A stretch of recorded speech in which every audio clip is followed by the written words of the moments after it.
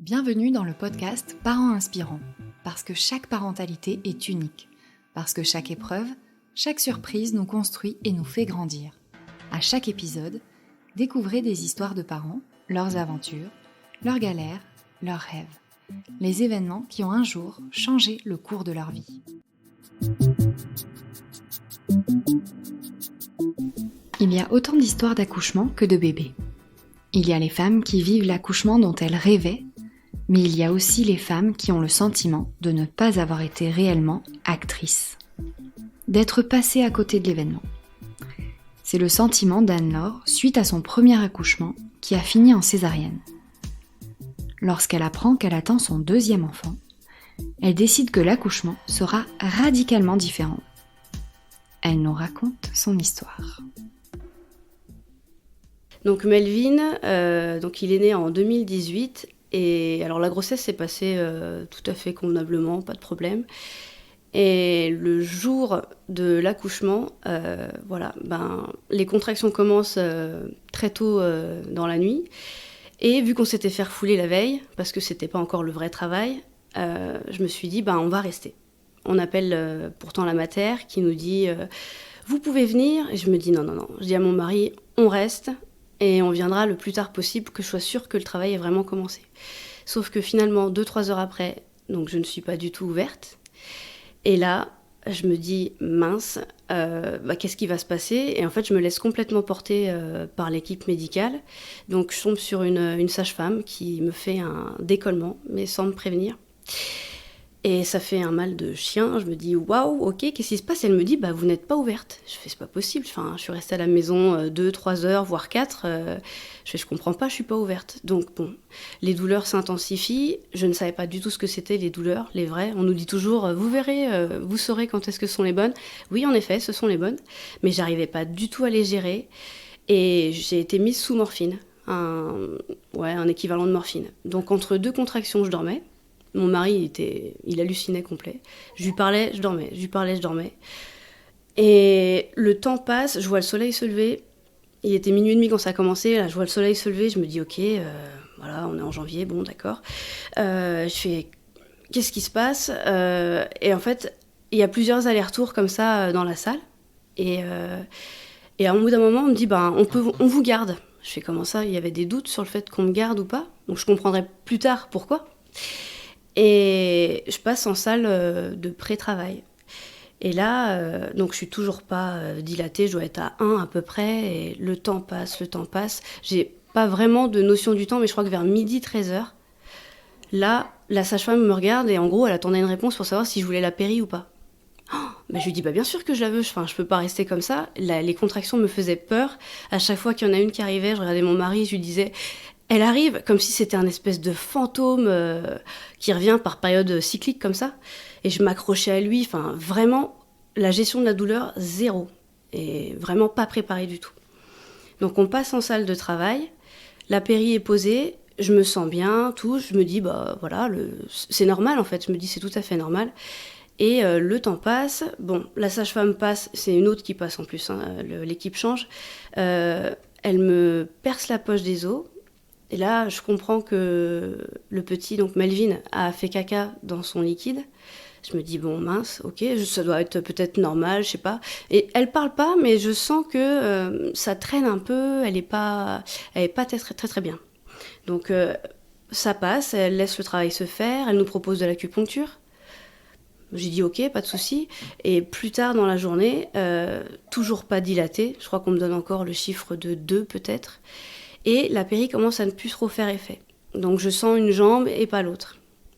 Et vers la fin, je me dis, je vais essayer d'être à genoux, à 4 pattes ou à genoux. C'est ce que je voulais au départ, accoucher comme ça. C'est le seul projet que j'avais. Je savais même pas qu'on pouvait faire de projet de naissance, mais je voulais accoucher à genoux. Je danse, et ça n'avance pas. Et je l'entends plusieurs fois, la sage-femme me dire, si dans une demi-heure, il est toujours pas là, on appelle le gynéco. Je fais ok, d'accord. Et plusieurs fois, elle me le dit. Et en fait, tout s'accélère au bout d'un moment. Là, il arrive. Je me vois partir sur le lit, mon mari qui s'éloigne, et en fait, je pars au bloc. Et je me mets à pleurer, pleurer. Alors, pas parce que je pars en césarienne, parce qu'on me le dit. Je pleure parce que je me dis, waouh, on va m'ouvrir, et je vais avoir mon bébé, et en fait, ça va être rapide. Alors, ce qui est tout à fait contradictoire, parce que la journée, quand même, a été longue. Il est 20h à ce moment-là. Enfin, au moment où on le sort, il est 20h, et depuis minuit et demi, j'y suis, quoi. Donc du coup, je pleure. Mon mari, je ne sais même pas s'il pourra être là dans la salle avec moi au bloc. Et il m'a dit plus tard qu'il s'est jamais changé aussi vite. On lui a laissé quelques secondes pour se mettre en tenue de visite. Et il a pu être avec moi à côté. Et je pleurais encore. Je voyais qu'il y avait quelqu'un de l'équipe qui penchait la tête vers moi, comme s'il voulait savoir un peu ce que je racontais, petite curiosité. Et je me suis dit, bon, qu'est-ce qui se passe? Et je raconte à mon mari que je m'étais donné rendez-vous avec lui dans le lieu imaginaire qu'on s'était fixé, parce qu'on avait fait de l'aptonomie pour le premier. Et elle nous avait dit, si par malheur, vous étiez séparés pour la naissance, donnez-vous rendez-vous mentalement quelque part. Bon, le rendez-vous, pas très glamour, je veux dire, mais c'était le canapé, à la maison, lumière tamisée, avec la couette, tout ça, et j'étais là, j'étais bien, et je lui dis ça tout en pleurant, et là je sens qu'on me manipule, je sens pas de douleur, mais je sens qu'on me manipule, et j'entends il a le cordon autour du cou, donc je me dis ok, c'est pour ça qu'il descendait pas en fait, et on me dit que j'étais ouverte à 3, plus tard on me dira que j'étais ouverte à 3 seulement, au moment de l'opération, et je me dis waouh, j'ai longtemps dit aux gens que Melvin faisait du tricot, parce que je faisais du tricot à cette époque-là, et que il s'était pris les mailles autour du bras et autour du cou. Il y avait deux circulaires à ce moment-là. Et je le retrouve 2 heures après être passé en salle de réveil, tout ça. Donc je passe par des phases où j'ai chaud, j'ai froid. J'ai même froid d'abord sur la table d'opération. J'arrive pas à me réchauffer. Je vois qu'on met un espèce de gros tuyau qui me souffle de l'air chaud dans ma blouse. Et donc je me réveille en salle de réveil. Et j'ai qu'une seule envie, c'est de retrouver Melvin et de faire du pot à pot, puis de commencer l'allaitement, parce que je voulais allaiter aussi. Et je me souviens que la femme qui s'occupe de moi, qui me met les bas de contention, elle me dit, elle était antillaise en plus, elle me dit, oui, il faudra récupérer, machin, elle me donne déjà des tips pour perdre du poids, j'ai envie de lui dire, mais j'ai juste envie de retrouver mon bébé. Et finalement, je le retrouve 2 heures après. C'est mon mari qui a fait le pot à pot. Et puis j'ai pu mettre en place l'allaitement. Et puis ça a duré 3 ans et demi au passage. Et voilà, donc ça c'est la naissance de Melvin. Et j'en ai toujours gardé un bon souvenir. Et vu que je me suis renseignée pour la 2e grossesse, là je me suis rendu compte qu'il y avait des petites choses qui allaient pas. Et je comprends mieux pourquoi. Et je comprends mieux pourquoi je suis partie en césarienne. Voilà.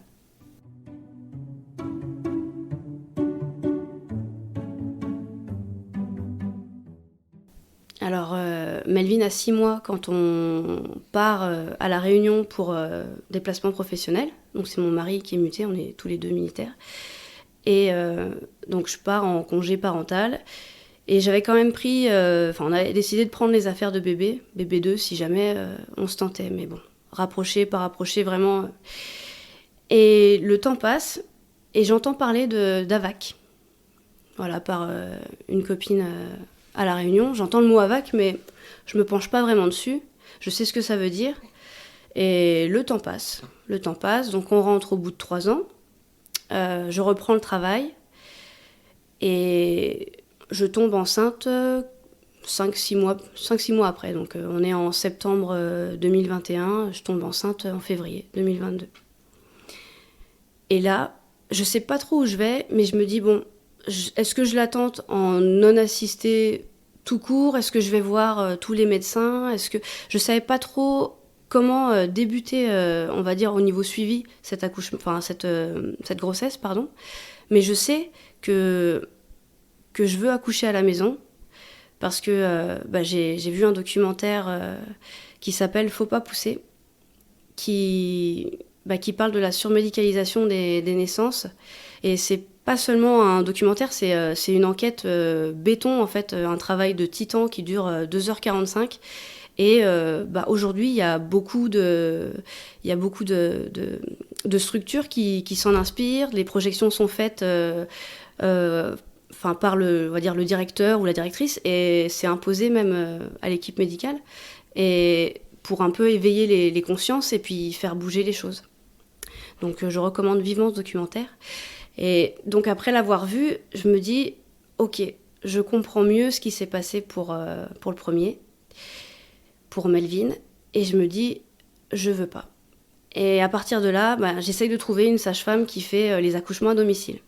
Et je tombe sur un article dans le journal où il y a un couple, donc avec le Covid, qui décide d'accoucher à la maison. Et je me dis, chouette, donc je trouve son nom, et je vais chercher le contact, et puis je lui envoie un message. Et elle me dit, ok, je serais ravie de t'accompagner, pas de souci. Et la question qui tombe, est-ce qu'il y a eu une césarienne pour le premier enfant ? Je lui dis oui. Et là, en fait, ça casse tout. Et elle me dit, je suis désolée, je peux pas te prendre en charge. J'étais blasée, je me suis dit, mais c'est pas une maladie, une césarienne. Surtout qu'en plus, je me disais, c'est pas de mon fait. J'étais dégoûtée. J'étais vraiment dégoûtée. Donc je lui dis, ok, bonne continuation. Et puis, voilà, au revoir, quoi. Donc à partir de là, je suis encore un peu dans le flou. Je me dis vers qui je vais me tourner. Et je décide de me tourner vers la sage-femme qui nous a suivis, avec qui on a fait de l'aptonomie pour Melvin sur la fin de la grossesse. Et je décide de la voir pour le suivi, la première partie de la grossesse, la deuxième.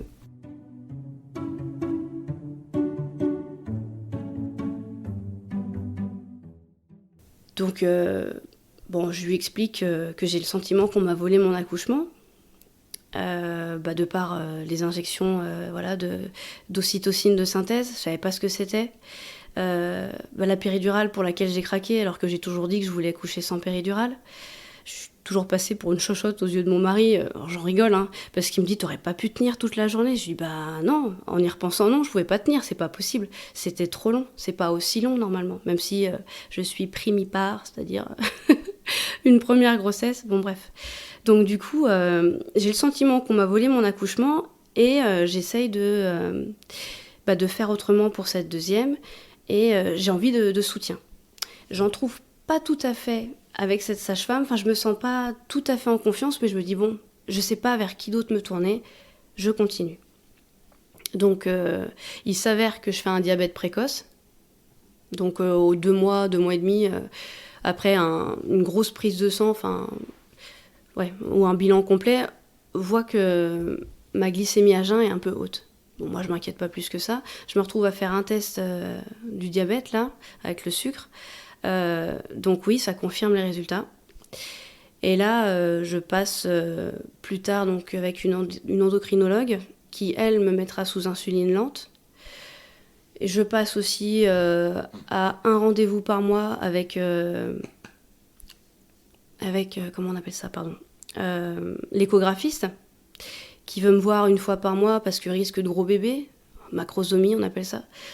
Je supporte pas ce mot, macrosomie, ça fait peur toujours à tout le monde, mais bon, voilà, on sait pas vraiment quelle taille, quel poids fait le bébé jusqu'au jour J, quoi. Donc bon, je décide de me laisser faire quand même et d'aller à ces rendez-vous, l'insuline, le régime alimentaire, tout ça, je décide d'écouter et de faire confiance. Et il s'avère que j'aurais rien pris comme poids de toute la grossesse. Et donc au moment de basculer avec le gynécologue que je choisis, de la maternité que je choisis donc à La Ciotat, parce qu'il y a le label Ami des bébés, le premier rendez-vous se passe fin juin, je crois, donc je suis avec mon mari. Et tout de suite, parce que donc, j'ai un utérus cicatriciel, il me parle de péridurale préventive. Il me dit oui, si le travail est long, vous comprenez. Alors, je lui dis, mais écoutez, docteur, je fais un travail long, c'est quoi ? C'est un travail où je suis pas active. Il me dit oui, mais vous savez, on sait jamais vraiment comment ça peut se passer, etc. Donc, ce côté toujours qu'un accouchement, c'est quelque chose d'imprévisible ou qui peut se passer tout et n'importe quoi, et surtout, des choses horribles. Je dis, écoutez, moi, je pense que si je suis verticale, si je suis mobile et si je suis actrice de mon accouchement, ça ira. Et bon, le rendez-vous se termine. Mon mari me dit, oh, il est quand même cool et tout. Je dis, oui, y a pas de souci, mais je lui dis, j'ai pas envie de me laisser faire et je veux pas qu'on m'impose des choses. Je sais que je peux refuser des choses. On va pas me traîner de force à me coller une péri.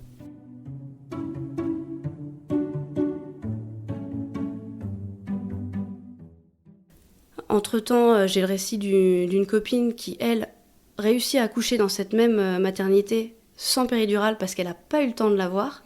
Le travail est allé super vite. À partir du moment où elle est arrivée, je crois qu'il s'est passé 10 minutes. Et je me dis, waouh, c'est possible. Et en fait, à ce moment-là, je me dis, bah, moi, c'est ça que je rêve.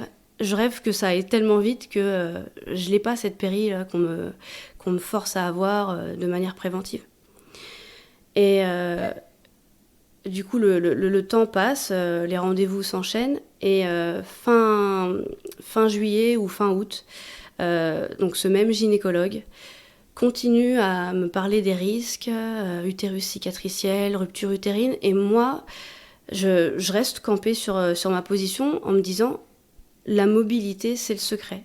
Donc le travail ne sera pas long. Enfin, en gros, je le rassure. Et je me dis, c'est pas à moi à rassurer l'équipe médicale. Je trouve ça totalement hallucinant.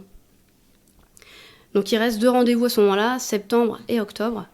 Et à partir de septembre, je sais que je pars en congé bientôt, donc j'avais pris le pato parce que j'étais fatiguée avec la route, tout ça. Et à ce moment-là, je me dis, allez, ok, il faut se renseigner. Et je décide d'acheter plusieurs bouquins, dont un livre qui s'appelle AVAC, accouchement vaginal après césarienne, se renseigner pour mieux choisir. Et je me dis, j'ai un peu l'impression, il faut que je le lise en entier avant l'accouchement. Bon, début septembre, on a le temps. Mais entre la vie, le premier, tout ce qu'il y a à faire, je bossais encore. J'ai été en congé que le 20 septembre. Je me suis dit, bon, je vais commencer et puis on verra. Je veux dire, je lirai ce que je dirai, pas de pression. Je dis ça, pas de pression, mais bon, je me la mets toujours un petit peu. Et en parallèle, j'achète aussi la BD de Lucille Gomez, qui s'appelle La naissance en BD. Il y a 3 volumes, 2 seulement parus, et le 3e, je sais qu'il sort le 2 novembre. Je me dis, j'espère que j'aurai pas accouché, le terme étant le 12. Donc je dévore les 2 premiers et je découvre des choses, des pépites. En plus du documentaire, faut pas pousser, je me dis, waouh, la physiologie de la naissance. Je savais pas ce que c'était. Je savais pas vraiment, je savais pas que c'était un réflexe qu'on a, quelque chose qu'on sait faire depuis des générations. Et en fait, on nous a fait croire, pour moi, qu'on n'était plus capable finalement. Là, à chaque fois que je découvre un truc, j'ai mon mari qui est sur le canapé et je le bassine avec tous mes... Je lui dis, oh chérie, tu savais que si, que ça. Et il intègre. Je me dis, il répond pas forcément, mais il intègre. Et dans ma tête, l'idéal, c'était qu'il lise les BD aussi. Mais je peux pas le forcer à s'intéresser. Mais je me suis dit, ce que je peux lui donner, je suis sûre qu'il l'intègre. Et j'ai senti que son point de vue par rapport à l'accouchement à domicile changeait aussi. Le fait d'être actrice, c'est pas forcément se retrouver en maternité, parce que lui, son risque, c'était vraiment de nous perdre toutes les 2. Et sa vision donc de l'accouchement a changé au fur et à mesure. Et du coup, donc, je lis ses livres, je découvre que la péridurale, il y a des effets secondaires de malade, il y a une liste non exhaustive d'effets secondaires, et j'ai des flashs de l'accouchement de Melvin, enfin de la naissance de Melvin, pardon. Et je me dis, waouh, elle m'a demandé le lendemain, si j'arrive à faire pipi, je vous enlève la sonde. Je fais, ok, d'accord, donc j'y vais, j'arrive à faire pipi. Je me dis, ok, en fait, la miction, le fait de pouvoir faire pipi, c'est un effet secondaire. Et je repense à des amis aussi, qui se sont retrouvés avec une poche pendant 1 semaine.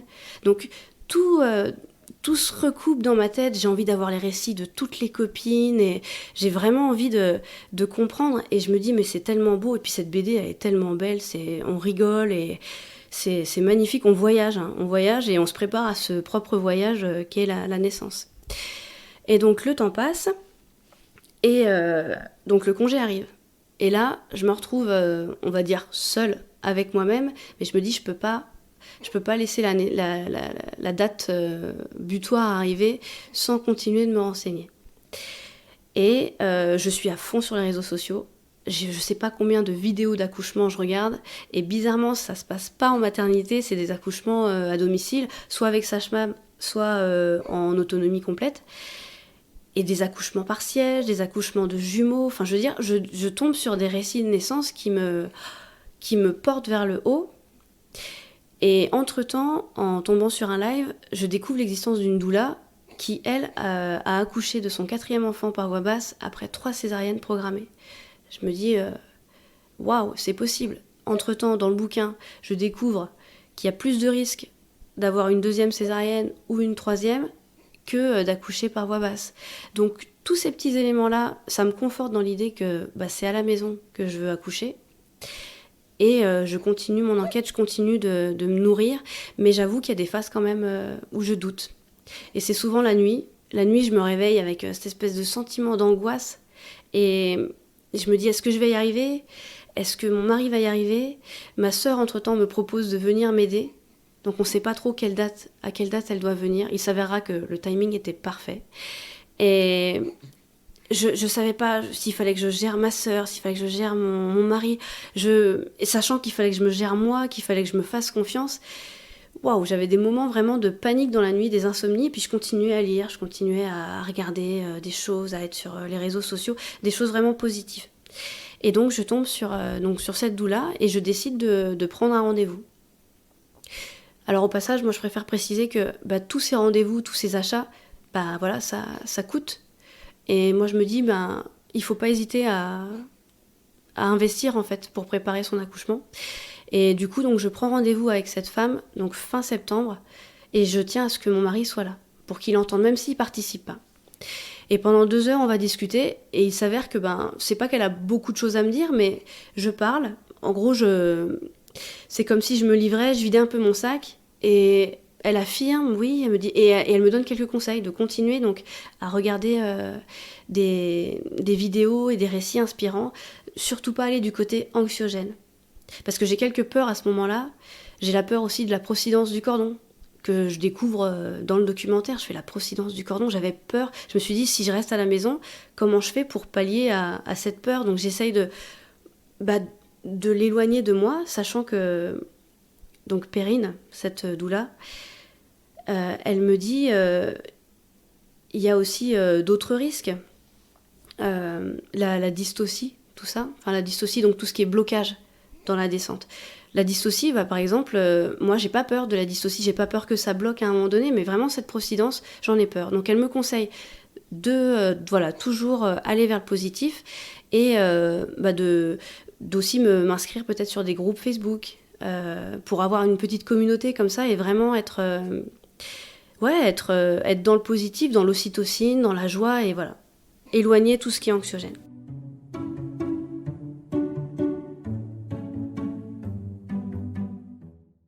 Donc après ce rendez-vous, je suis bien soulagée, je m'inscris sur le groupe, donc il faut que ce soit validé, et le temps passe. Je continue mes lectures, il y a l'approche du dernier rendez-vous avec le gynécologue qui approche, et il m'avait dit « préparez un projet de naissance ». Je prépare ce projet de naissance, mais je me rends compte qu'il est tellement béton, il est peut-être un peu agressif pour l'équipe médicale. Et c'est ce que Perrine va me confirmer avec un deuxième rendez-vous. Elle me dit « c'est un risque de se les mettre à dos, en fait, et justement qu'ils soient encore plus là, à toquer à la porte, à venir et à essayer de te stresser. » Donc je me dis, ok, d'accord, je revois un peu le ton à la baisse, j'enlève quelque chose. Le moins possible, en gros, je leur demande peut-être de me faire confiance. Bon. Le temps passe. Ma sœur me donne beaucoup de conseils aussi. Elle a beaucoup d'idées, elle est vraiment, vraiment géniale. Et elle me dit, je suis allée sur Internet et je t'ai trouvé une nana qui bosse à la Leche League. Ok, donc elle me donne son nom. Et elle me dit, contacte-la, c'est sûr que dans ce réseau, il y a forcément des femmes qui ont accouché à la maison. Ma sœur y croit fortement, donc je suis ok, d'accord. Donc j'envoie d'abord un mail, et ensuite elle trouve son numéro, et elle avait échangé un peu avec elle. Donc elle lui explique dans les grandes lignes, et je bascule avec elle. Et il s'avère qu'elle a accouché de ses 5 enfants chez elle. Je me dis, waouh, elle, c'est même pas quelqu'un d'autre, c'est elle. Et elle me conseille une sage-femme. Une sage-femme, donc elle s'appelle Inès. Elle m'a dit que je pouvais la nommer, Inès. Et elle me dit, elle est super top. Elle m'en donne une autre aussi, et son nom me parle, celle-là, une deuxième. Et je me dis, son nom me parle. Et en fait, je recoupe. C'est la sage-femme qui n'a pas qui n'a pas pris le risque, on va dire, de me prendre en charge au début de la grossesse. Je lui dis, ok, donc je pars avec Inès. J'essaye de la contacter, je lui raconte dans les grandes lignes, je lui dis, le terme approche. Là, on est à peut-être 3 semaines du terme à peu près. Enfin, de l'accouchement, plutôt. Et je me dis, bon, je mets toutes les chances de mon côté, donc j'essaye de lui expliquer vraiment rapidement ce que je veux. Et elle me trouve un rendez-vous. Et alors, ce qui se passe, c'est qu'il y a mon mari qui est peut-être en déplacement pro à ce moment-là, autour de la naissance. Donc ça vient rajouter du stress, mais vraiment beaucoup de stress. Et je sais pas s'il sera là ou pas. Je me dis, est-ce que je suis prête à ce qu'il soit pas là? Il y a ma sœur, bon, ça peut le faire. Et on trouve un rendez-vous et il est là. Et juste avant ce rendez-vous, il y a une bonne prise de tête. Et en fait, dans cette prise de tête, il sort qu'en fait, je lui ai jamais demandé son avis pour accoucher à la maison. Et je me dis, ouais, c'est vrai. En gros, j'étais sur mon corps, mon choix, et je me disais, il va me suivre forcément. Et c'est important, en fait, de demander à l'autre s'il est prêt ou comment il se sent, en fait, avec cette décision, même si c'est mon corps, c'est sûr. Et je suis contente, finalement, que cette dispute arrive à ce moment-là. Et donc, le rendez-vous arrive, et je lui dis à Inès, je suis désolée, on s'est pris la tête là, il y a peu de temps, j'ai pas envie de faire semblant et tout. Et elle nous rassure. Elle nous dit qu'il faut remettre de l'amour, il n'y a pas de souci, ça arrive, il n'y a pas de problème, c'est pas grave. Et elle est extrêmement rassurante avec nous sur l'idée d'accoucher à la maison. Elle nous donne plein de conseils, je lui parle de la procidence. Elle me dit « Oh, la procidence, c'est pas un problème, il y a le temps d'intervenir si jamais. » Et elle me donne l'astuce, c'est-à-dire à genoux, je pense mon buste vers l'avant et j'essaye de faire remonter. Et je me suis dit « Mais on parle de procidence du cordon » et elle arrive à me donner un conseil des plus naturels et elle me dit « Il n'y a pas de souci. » Elle me dit « Surtout, si tu le sens, tu appelles, mais tu appelles au plus près de chez toi. Appelle pas la maternité où tu veux aller parce que c'est trop loin. » Je lui dis ok, d'accord. Donc mon mari aussi me dira qu'il a été très très rassuré, vraiment emballé, et il aurait aimé qu'elle soit là avec nous le jour J. Et il y avait déjà une astreinte pour un autre accouchement. Et elle nous a dit qu'on pouvait prendre l'astreinte téléphonique si on voulait. Donc à n'importe quel moment, on appelle et elle décroche. On n'a pas pris. Elle me dit mais essayez quand même de m'appeler si vous avez besoin. Et si je décroche, tant mieux. Si je décroche pas, c'est que je suis pas disponible. Et je me dis ok, il n'y a pas de souci. Mais déjà tous les conseils qu'elle peut nous donner, je trouve ça super top. Donc entre-temps aussi, vu que on était prêt à faire ça à la maison, je contacte une amie de La Réunion qui, elle, a accouché de 2 de ses enfants à la maison. Et je me dis, c'est l'occasion de lui demander des conseils, donc Caroline. Et elle me dit un peu ce qu'il faut, donc les alaises, tout ça. Et je fais ok, d'accord, je note, je prends tous les conseils et on commande ce qu'il faut. Ça arrive assez rapidement. Et le temps passe encore. Et j'ai le malheur de tomber sur un récit où ça se passe pas super bien, où il y a un problème pour déclarer l'enfant, tout ça. Et là, je commence à paniquer. Et le groupe sur lequel j'étais, je pose une question. Est-ce que vous avez des contacts de sage-femme à domicile ? Et le temps que la question soit validée, je stresse un peu. Et en fait, on me dit que c'est pas le sujet, c'est pas le thème du groupe. Donc je me vexe, je quitte le groupe, alors qu'il y a plein de sujets inspirants.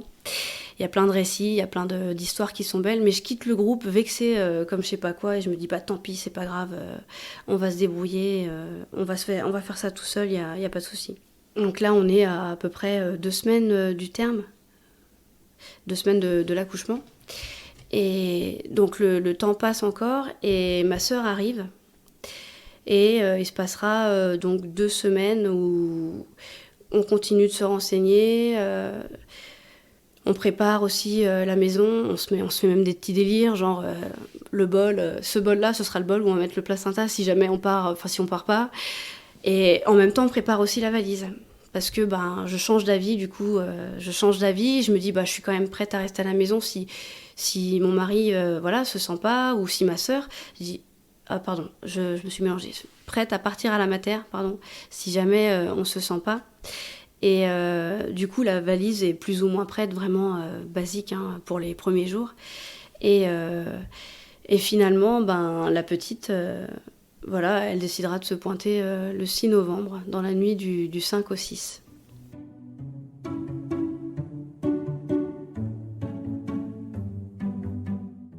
Ouais, ça commence, le travail commence donc dans la nuit du 5 au 6, à minuit et demi précise. Et à ce moment-là, je ne sais pas du tout où j'en suis au niveau du col, parce que le dernier rendez-vous gynéco, j'ai refusé. j'ai refusé le toucher parce que je savais que ça pouvait provoquer peut-être un léger décollement ou ça pouvait accélérer le travail. Je voulais vraiment qu'elle arrive quand elle décide d'arriver. Et c'était cette nuit-là. Donc minuit et demi, ça commence. Je me dis, je sens que c'est un petit peu humide dans ma culotte. Je me dis, bon ok, je sais qu'il y a des pertes de temps en temps, mais là je décide de vérifier. Je regarde, le liquide est rosé, donc je me dis, le col commence à travailler. Et les contractions commencent elles aussi à arriver, mais tout doux. Et je sais que quelques nuits avant, ça commençait tout doux aussi. Je sentais des petites douleurs dans le bas du dos, mais voilà, vraiment tout doux. Et à ce moment-là, j'allume la lumière et je dis à mon mari, je crois que ça commence. Et lui, il me regarde, ah ouais, ça commence, ok, d'accord. Et je me sens comme comme un chat qui prépare un peu le terrain, qui prépare son petit nid, son petit environnement. Et on met quelques alaises juste sur le matelas. On met quelques alaises. Et les contractions, donc, sont tout à fait gérables, mais je sais que ce sont les bonnes et ça continue. Et au bout d'un moment, je regarde mon mari, je lui dis, mais le ballon n'est pas gonflé. Parce que je voulais un ballon tout neuf. Et il me dit, ok, d'accord. Et à ce moment-là, la pompe, elle est sous le lit de ma sœur, donc dans la dernière chambre. Et je me dis, on va pas la réveiller. Et il se met à gonfler le ballon à la pompe à vélo. Donc ça, c'était assez comique. Donc j'entendais, moi, les bruits de la pompe. Et à ce moment-là, je suis dans la chambre et je gère les contractions. Je souffle, j'écoute ma musique, ma petite playlist de naissance, tout ça. Et au bout d'un moment, je le rejoins. Donc je sais pas vraiment quelle heure il est à ce moment-là. J'aurais pas de notion du temps pendant toute la durée du travail. Quelques éléments seulement. Et je le rejoins, donc il avait presque fini de gonfler le ballon. Et il y a ma sœur qui débarque avec la pompe. Et je saurais un peu plus tard qu'elle m'a envoyé un message. Elle m'a envoyé un message à 1h44. Et elle me dit, venez chercher cette putain de pompe sous le lit. Et du coup, elle a compris que ça commençait quand elle a entendu donc, les bruits de la pompe. Donc le ballon est fini d'être gonflé. Je m'en sers direct. Je me mets sur la méridienne. Et je gère les contractions, donc j'arrive à souffler, il y a la musique et tout, je me dis cool. On met de l'huile essentielle d'ylang-ylang, les petites techniques des cours prépa qu'on a eu juste avant. Ils savent que je veux mettre ma petite lumière un peu en mode cosy, donc ils mettent la lumière avec même un châle par-dessus pour vraiment tamiser. Ma soeur me prépare de la tisane de framboisier. Voilà. Et mon mari commence à me masser au point stratégique pour atténuer la douleur et accompagner les contractions. Et pendant un petit moment, je me dis allez, j'ai chaud, j'ai froid, j'enlève mon pyjama, je le remets, je passe au sol, je repasse sur la méridienne. J'arrête pas d'aller et venir, des fois je marche autour du canapé, donc la musique est toujours là. À un moment donné, je ne gère plus du tout ma playlist parce que j'ai envie de la gérer moi-même. C'est ma sœur qui prend le relais et il s'avère qu'on a les mêmes goûts et puis les mêmes découvertes musicales, donc elle sait quelle musique mettre et des fois j'ai des petits moments un peu de lucidité, je me dis ah cool, il y a cette musique qui passe et tout, donc ça m'aide. Et je crois que j'arrive à parler entre deux contractions à ce moment-là encore. Et au bout d'un moment, plus du tout. Et autant je gère le début de la contraction, et la fin, j'arrive pas du tout à l'accueillir, donc je crie. Je me laisse aller en fait, et je crie, je pousse des cris. J'essaye même de prendre une douche, donc entre deux contractions c'est difficile, mais ma soeur m'accompagne ou mon mari m'accompagne. L'eau chaude me fait du bien, mais pas tant que ça, donc je sors de la douche comme je peux, je reviens sur le canapé, je bois un peu de tisane, et je laisse faire vraiment, j'ai aucune notion de l'avancée du travail, et je me dis c'est pas plus mal, parce que je sais que ça m'aurait stressée. Parce que finalement c'est comme un premier bébé, qui n'est jamais passé par en bas, et je me dis ça peut prendre du temps, et Inès me l'avait dit, ça peut prendre un peu plus de temps, et ton utérus aussi a une mémoire, et il peut, pour te préserver, un peu rallonger le travail. Donc j'étais partie dans ma tête sur du 10 heures à peu près. Bon, je me dis bon ok d'accord, très bien, mais au moins cette info elle est précieuse. Donc le temps passe, mon mari va se prendre un petit café de temps en temps, je le suis, j'ai l'impression de le suivre partout. Il s'avérera que c'est plutôt lui qui me suit partout, c'est ce que ma sœur me dira. Et donc le temps passe, il y a une photo de prise, j'ai qu'une seule photo de l'accouchement, à 2h44, donc une photo où je suis sur la méridienne, on sent que je suis dans le dur déjà, et j'ai mon mari qui m'appuie en bas du dos. Et c'est la seule photo voilà, que j'aurais comme souvenir sans flash. Parce que voilà, on savait que le flash, ça pouvait perturber aussi peut-être le processus. Et donc le temps avance, le temps passe. Et à un moment donné, j'ai envie d'appeler quelqu'un. Il est 5 heures à peu près. Donc en regardant mon historique d'appel, quand je décide d'appeler Perrine, la doula, et donc elle décroche pas, je me dis voilà, à 5 heures, forcément quoi. 5h30, j'appelle Inès. Pareil, bon, c'était c'était qui tout double. Personne ne décroche. Et je crois même que j'essaye d'appeler Sandra aussi, la Lecce League. Et vers 7h, là, j'ai comme un flash, je me dis j'appelle Caroline. Caro, celle qui m'avait donné les conseils pour tout ce qui était achat et préparation à la maison. Et je l'appelle, elle est à La Réunion, donc avec le décalage horaire, il y a moyen qu'elle décroche. Et en fait, en relisant les messages, donc c'est mon mari qui écrit, il y a ma femme qui est en plein travail, elle a besoin de te parler. Du coup, elle se rend disponible parce qu'elle était en rendez-vous et du coup, elle répond. Donc elle est en haut-parleur et moi, je sais pas à ce moment-là qu'il est 7h ou qu'il est à peu près 7h du matin, mais elle me dit « T'es en phase de désespérance, ma belle, c'est bientôt la fin, accroche-toi » et elle me dit « Essaye de crier avec ton corps ». Elle me dit « Là, tu cries avec ta tête ». Alors je lui dis oui, sans peut-être vraiment comprendre ce qu'elle me dit, mais je répète, tout en criant, je pousse avec mon corps et pas avec ma tête. Donc je pousse avec mon corps et l'échange dure très peu de temps, quelques minutes, et je décide de me contrôler. Vraiment, je me dis j'ai pas peur, j'y vais, hop, je mets un doigt et je sens qu'il y a quelque chose de dur, assez haut, je dirais 1 centimètre, 1,5 cm. Je me dis, ouais, elle est bientôt là. Et j'arrête pas de répéter, elle est bientôt là. Donc je l'appelle, je lui dis, viens voir maman, enfin, t'es bientôt là. Et je parle, je crois que j'ai dit tout et n'importe quoi. J'ai prié Dieu, l'univers, vraiment tout ce que je pouvais. Je me revois avec mes mains dans les mains de ma sœur qui, elle, s'est mise à prier. J'entendais baragouiner, je sais pas ce qu'elle disait, mais elle était à fond et elle me soutenait, je lui écrasais les mains, enfin bref.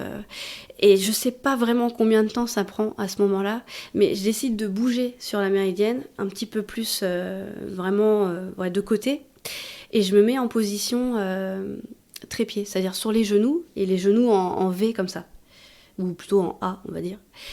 Et je me recontrôle, et là je sens quelque chose de dur, de beaucoup plus dur, mais quand même souple, et je me dis c'est la tête qui est là, quoi. Je fais ça y est, la tête elle est là, et j'ai envie de pleurer, je crois que je pleure à ce moment-là, et je sens que ça pousse, et je me remémore un peu tout ce que j'apprends au niveau théorie, en fait. Je me dis la tête est là, il y a bientôt le cercle de feu, tout ça, enfin, et ça pousse, et là je me décourage parce que je sens que ça remonte. Et mon mari est derrière moi avec la lumière, ça il me le dira après, mais je sais pas vraiment où il est, mais il est derrière moi, et il me dit oui, la tête elle arrive ma puce, c'est très bien ce que tu fais, il m'encourage à fond, et la tête à chaque fois je sens qu'elle progresse, elle gagne du terrain, mais elle remonte, et ça me met un espèce de coup au moral parce que je suis fatiguée, j'en peux vraiment plus, je suis fatiguée, je suis au bout, j'ai même voulu qu'on appelle les secours, enfin, ou même un super héros, et je suis toujours admirative du calme que mon mari a pu avoir, genre vraiment calme, hein. Non, ma puce, enfin, c'est bon, quoi, on gère, on reste là, quoi, on peut le faire. Et je me dis, à un moment donné, la tête, c'est sûr, elle va se bloquer toute seule, parce qu'elle va passer, elle va rester bloquée. Je sais que cette tête peut rester bloquée, j'aime pas le terme bloquée, elle peut rester dehors 5 minutes, je veux dire, c'est pas gênant, c'est pas grave. Je me flippe pas du tout sur le timing, sur son cœur ou les ralentissements. Un ralentissement, il y en aura toujours de cœur. Entre 2 contractions normales, sans injection de produit. Et là, je sens que ça bouge dans mon corps. C'est assez déroutant, ça. Mais je me dis, elle est vivante. Je le savais, mais là, j'ai la confirmation. C'est comme si elle me disait, maman, je suis là, j'arrive, je suis bientôt là. Et la tête donc se bloque. Mon mari se retrouve avec Loïs en face de lui. Il s'y attendait pas aussi rapidement. Et il voit la tête tourner toute seule. Comme quoi, le corps est bien fait, c'est magique. La tête tourne. Et là, je me sens prête à pousser encore 2-3 fois avant qu'elle arrive. Et il s'avère que je vais pousser qu'une seule fois. Le réflexe d'éjection du fœtus. Je sens la contraction qui arrive. Et là, hop, elle glisse juste en bas de moi. Et j'avais relevé une jambe. pour vraiment ouvrir encore plus le bassin. C'est ce que Inès nous avait dit. Si t'as peur que ça bloque ou quoi, tu ouvres ton bassin. Et j'avais relevé une jambe, et là, elle a glissé, elle est arrivée là, entre mes mains. J'étais sur une autre planète, j'étais scotchée. Genre, je l'ai fait et j'ai trouvé ça tellement beau. J'ai pas pleuré vraiment, mais je sais qu'il y avait de l'émotion, il y avait beaucoup d'émotion. Et ma sœur m'a dit qu'elle est arrivée au moment où, hop, elle est sortie. Et ça, c'est une image qui restera vraiment gravée à tout jamais dans son esprit.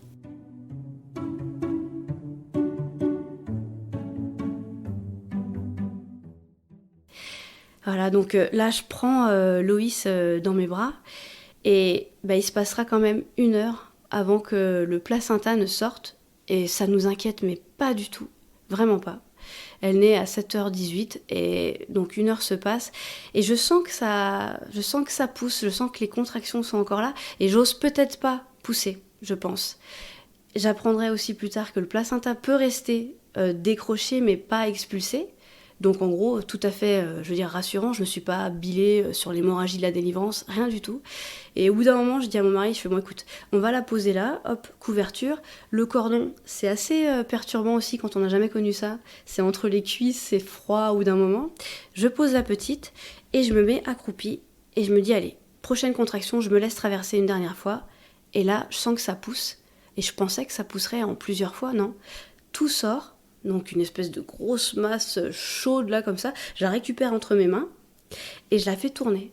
C'est un conseil qu'on m'avait donné aussi. Je la fais tourner et je vois les dernières membranes, donc la poche de Loïs qui sort, et je le pose comme ça sur les alaises, et puis je le déplie, je regarde.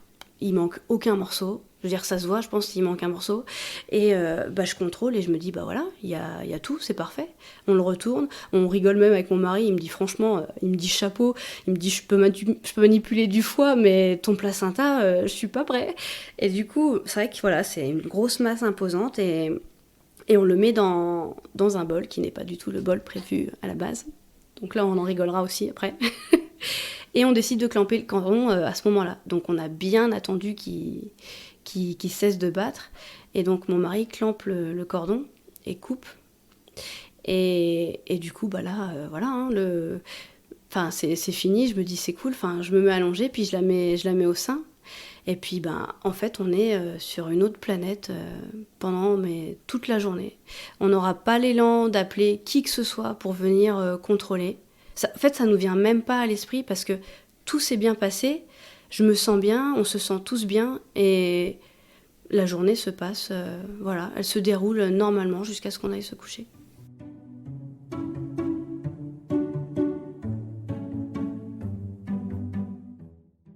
Il est arrivé, Melvin, au moment où je la récupérais dans les bras, en fait. À 1 heure de réveil normal, 7h20, 7h30, il arrive, coucou maman, et pas du tout perturbé par les cris, en fait, de la nuit. Et il est arrivé, au moment où elle est arrivée. Tout à fait serein, calme, il était tout content. Et voilà.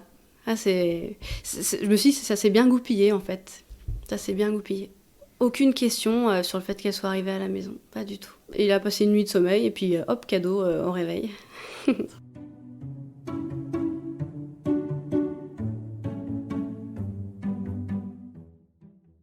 Alors, pour la déclaration, donc voilà, pendant tout le cheminement de la grossesse, on se dit, si on accouche à la maison, il y aura, on va dire, ce petit point dur qui est, oui, la déclaration. Alors, on se renseigne, béton aussi. Je me renseigne vraiment partout où je peux. J'ai même contacté quelqu'un qui est en Suisse, qui me dira qu'en Suisse, ils sont pas très très chiants. Mais du coup, on a tous les papiers qu'il faut, et le père seul peut déclarer son enfant. Mais on sait qu'avec un certificat de bonne santé de la mère et de l'enfant, ça peut passer aussi. Ça peut mieux passer. Mais il n'y en a pas besoin à la base. Et on décide donc d'y avoir recours. Et donc on appelle une sage-femme le lendemain en fait de la naissance. En fin de journée. En fin de journée, on voit la sage-femme.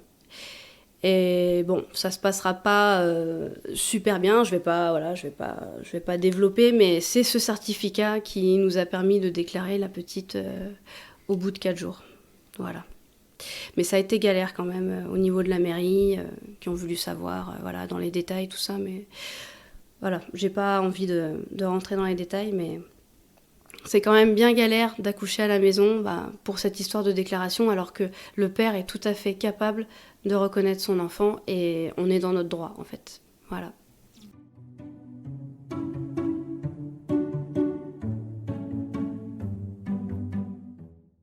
Je dirais aux futurs parents qui se posent la question s'ils accouchent ou pas à la maison, ou quelle que soit la manière dont ils accouchent, je leur dirais de ne pas hésiter à se renseigner.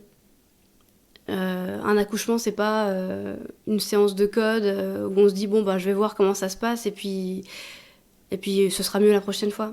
Je pense qu'il faut vraiment se renseigner, et si en plus l'aide elle vient d'une amie faut pas hésiter à la prendre. Voilà, quel que soit le prix, et ne pas hésiter à investir et se renseigner pour choisir en conscience. Sachant que quand on se renseigne, pour moi, il n'y a pas 36 000 choix en fait. C'est le choix du plus naturel possible pour éviter que ça se termine pas très bien. Parce que on parle souvent d'injonction, j'aime pas ce mot non plus. Je me dis injonction, ça veut dire qu'on se sent forcé à. Et le retour au naturel, je trouve quand même que c'est beau, mais il faut être prêt à y aller, ou le plus naturel possible. Je pense qu'il y a de beaux accouchements qui se passent physiologiquement en maternité. Et dans ces cas-là, je dirais au papa, parce que les mamans, elles n'ont pas que ça à faire à ce moment-là, mais vraiment au papa de servir de rempart, de vrais remparts entre la mère et l'équipe médicale. Vraiment, soyez sûrs de vos choix et restez focus dessus en fait. Voilà, ne vous laissez pas impressionner non plus, et plus on se renseignera, et moins on se laissera impressionner. Voilà. Surtout si c'est un premier bébé. Il existe des manières de se renseigner, des choses qui sont bien faites, tout plein de ressources. Pas hésiter à se renseigner pour choisir. Voilà.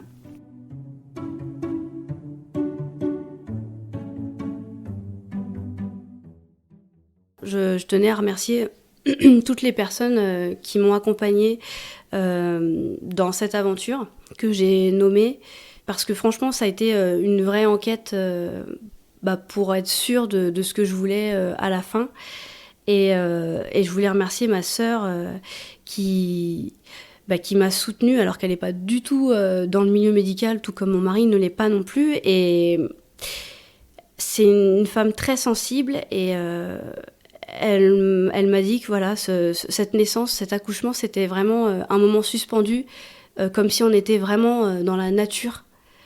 Elle me dit c'était un moment de nature, dans les murs et à la maison. Donc retour aux sources, et elle a cru en moi depuis le début, et le fait qu'elle m'aide à trouver des contacts aussi, ça m'a beaucoup touchée.